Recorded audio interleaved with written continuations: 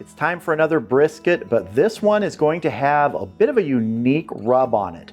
Not completely different than something I've done before, but with one new ingredient. Because this brisket's going to have a bourbon coffee rub. We're going to season it up, let it rest in the refrigerator overnight.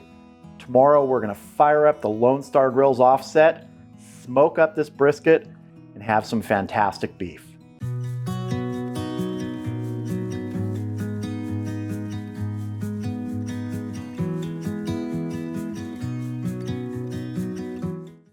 First step when you're making a brisket that's going to be rubbed is, well, getting the rub ready. And so that's what we're going to do right now. This is a bourbon coffee rub.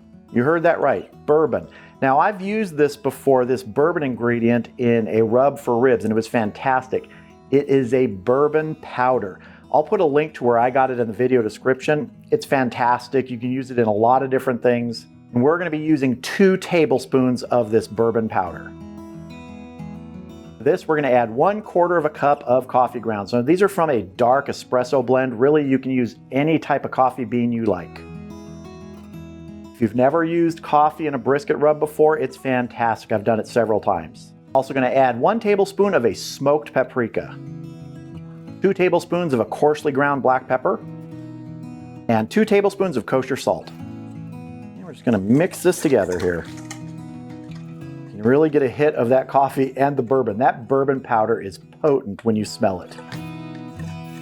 Now, if you do end up ordering any of this bourbon powder, don't over order. I thought, oh, it's only a 1-ounce container, I need a bunch, so I think I bought 4 or 5 of them. No, it's very potent. This is the size of the container, and it has quite a bit, and you don't need a whole lot. 2 tablespoons is a lot, but this is a big piece of meat. We're doing a 17-pound brisket today. All right, that looks good. Let's get our brisket out here. All right, here's our brisket, a 17-pound USDA Choice Brisket. It's kind of big. It's really almost not fitting on my cutting board here. We'll make it work, and I'm gonna go ahead and trim this up. I wanna get the excess fat off this side here, trim the fat cap down on the fat side. I've mentioned many times I like to do briskets, pork butts, things like that, fat side down. This isn't gonna be any different. That's just a personal preference. So I'm just gonna go ahead, I'm not gonna do much yakking, I'm just gonna trim this up. For you, it's probably only be 5 or 10 seconds.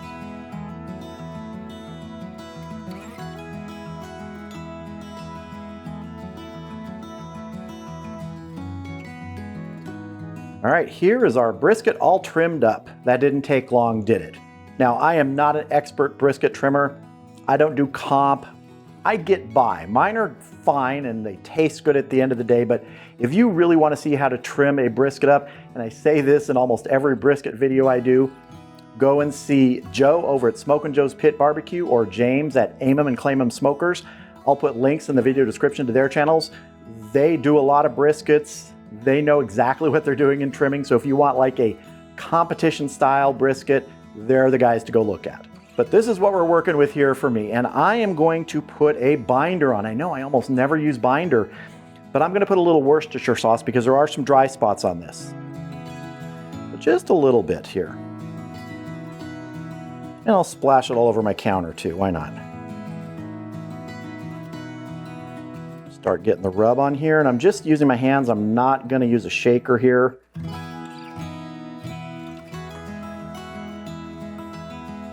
Let me tell you, there's a bourbon scent coming off this thing.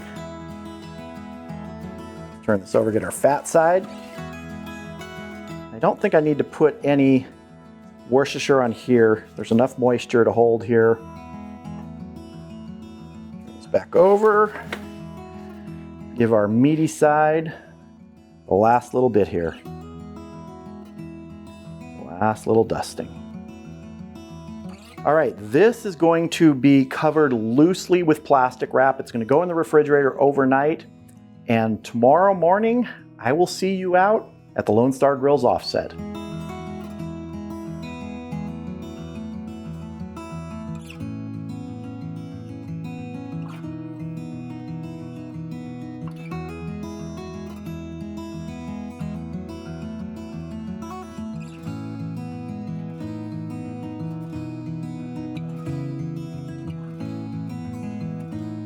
All right, the Lone Star Grillz is up to temp. The target temp is around 275 degrees today. So let's go ahead and get our brisket on.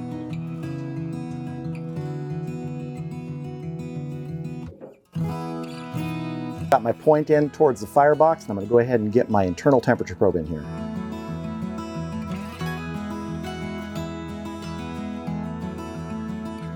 All right, that temperature showing right around 38 degrees, perfect. Go ahead and get this closed up and get smoking. So I'm using a mix of hickory and post oak today, and I want to get another small split on right now.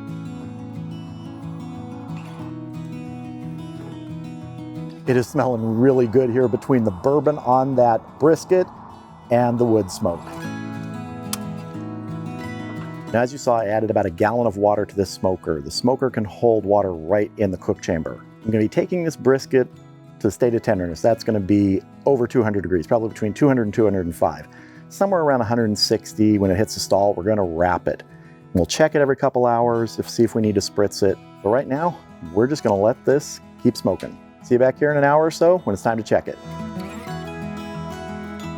All right, we've been going for 2 hours now. It's time to check this brisket. Internal temperature is right around 81, 82 degrees. Pit's been running right in the 270s. I think we're about 272 right now. So let's go ahead and take a look.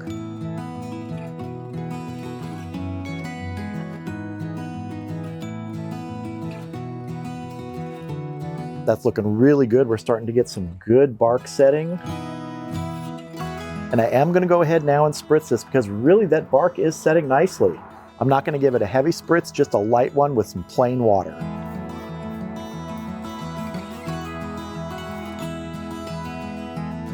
All right, I'm going to close this up. Keep smoking.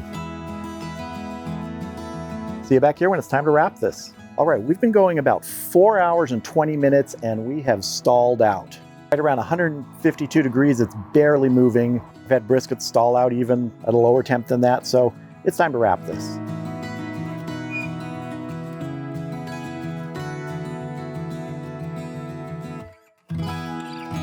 That is looking fantastic. All right, I'm gonna get the temperature probe out and we're gonna move this over, wrap it up in some butcher paper.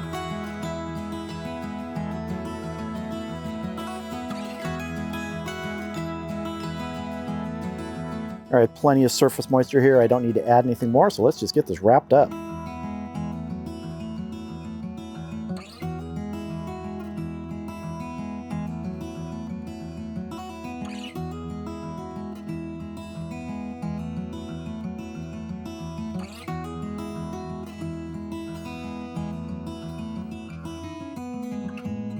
Try and get my temperature probe back in just about the same spot.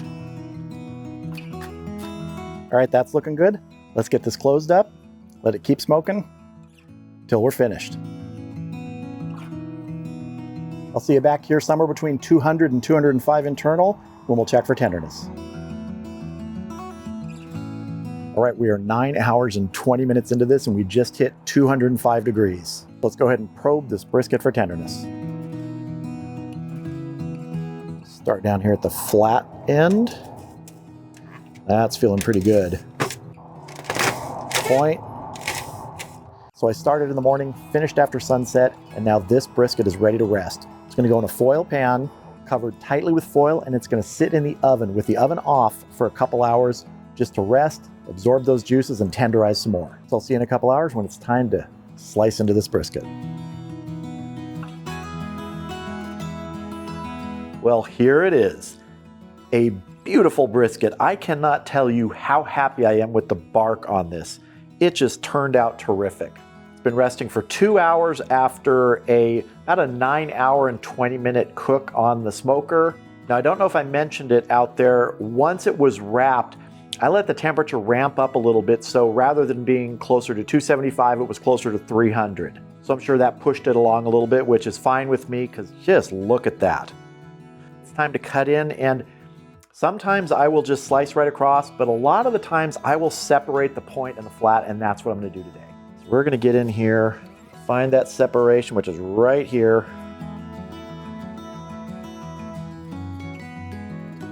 Comes apart pretty easily. And I'm gonna move the point off for a minute so we can concentrate on the flat.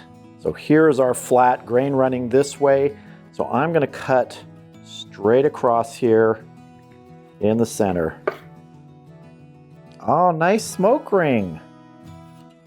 Let's see, let's cut a piece here. I'm gonna turn this part around. This is a bigger piece. get through this bark. Man, that bark turned out good. Oh yeah. Nice and bendy. Nice and bendy, pull apart.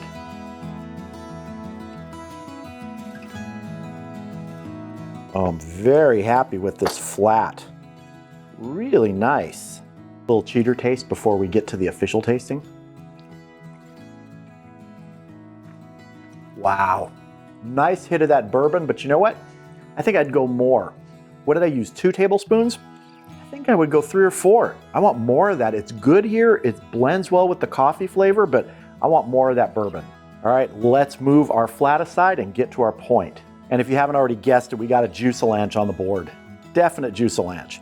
All right, I'm gonna break this down just a little bit here. I'm gonna cut it into a smaller section. We're gonna go to the true point. Grain running this way. Remember, the point and the flat have opposite directions of grain. So we're just gonna go straight through here. Cut some pieces. Oh man, that bark. Oh, this is just, look at that. And this is still pretty hot even after 2 hours. Got some of that barky end here. Let's see.